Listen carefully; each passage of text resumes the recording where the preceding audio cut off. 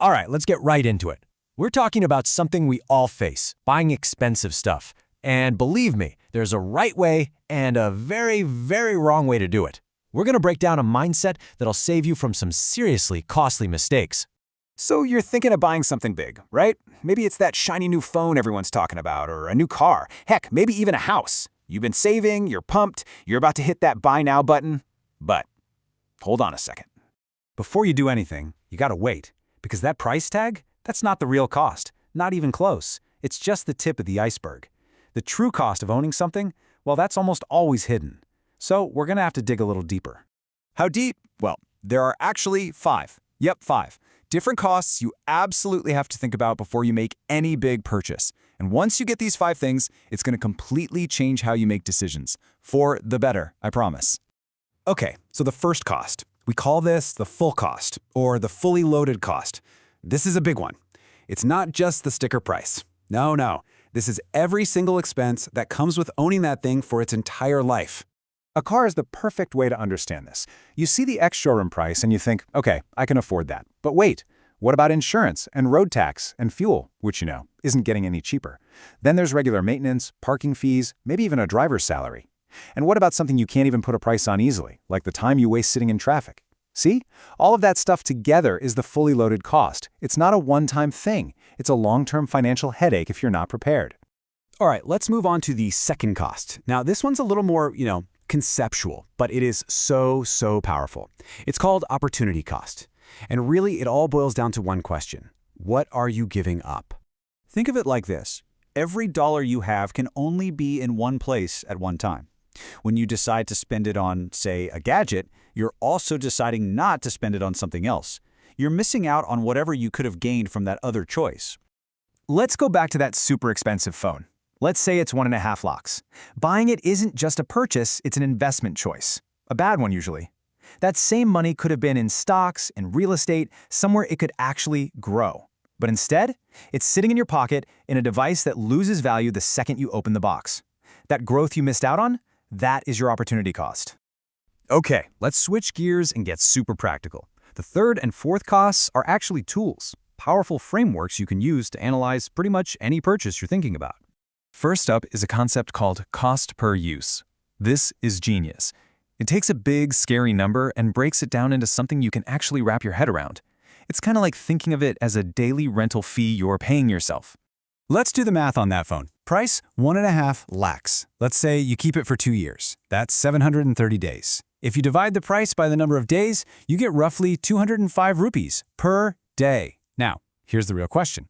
Would you pay someone 205 rupees times every single day just to rent that phone? When you put it like that, it feels a lot different, doesn't it? And that brings us to the fourth cost, residual cost. This is a simple one, but we often forget it.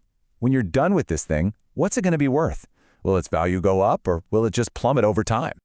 This really gets to the heart of the difference between an asset and a liability. It's so simple. An asset puts money in your pocket. A liability takes money out of your pocket. End of story.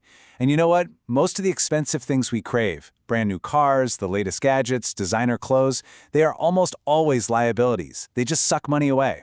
The real goal? Use your money to buy more assets. So, we've talked numbers, we've talked logic, but let's be real. A lot of the time, the reason we buy things has nothing to do with a spreadsheet. And that brings us to our fifth and final cost, which might be the most important one of all, this social cost. Okay, to tackle this one, you have to be brutally, totally honest with yourself. No excuses. Just start with one simple question. Do I really need this? Like, really? Think about the features of the car, the phone, whatever it is. Do you genuinely need everything it offers? And if the honest answer is no, then you have to ask the next question. Why? Why do I want it so bad? A lot of the time, if we're really honest, it's about status. It's about showing the world, hey, look at me, I've made it. It's about feeling successful.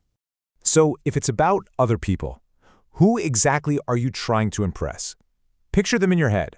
What kind of person is going to look at your new purchase and be genuinely impressed? Now flip that around. Who is not going to care at all? Who's going to see it, maybe for a second, and then just get on with their life? This little exercise really puts things in perspective. Because the truth is, for the people who truly matter in your life, This stuff, it probably makes zero difference. And all of this, all these questions, it brings us to a bigger idea, a more philosophical point, I guess. This isn't just about spending tips, it's about understanding what money is actually for. There's a great saying, rich people spend money to become rich. Think about that.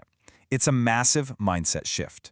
Truly wealthy people don't spend their money to look rich, they spend their money on things that will make them even richer, on assets that grow. It's people with a poor mindset who often do the exact opposite. And that leads to the ultimate takeaway here. The whole point of earning money, it's not to buy more things. That's the trap we all fall into.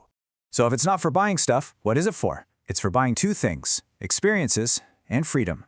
The freedom to travel, the freedom to not worry about bills, freedom from a job you hate. The freedom to just live your life exactly how you want to. That is what real wealth is. So, next time you're about to make a big purchase, I want you to stop and ask yourself something different. Don't just ask, what does this cost? Ask, what am I really buying with this money? Is it just an object? Or are you buying a little piece of freedom, a better life? What are you going to choose to buy for yourself?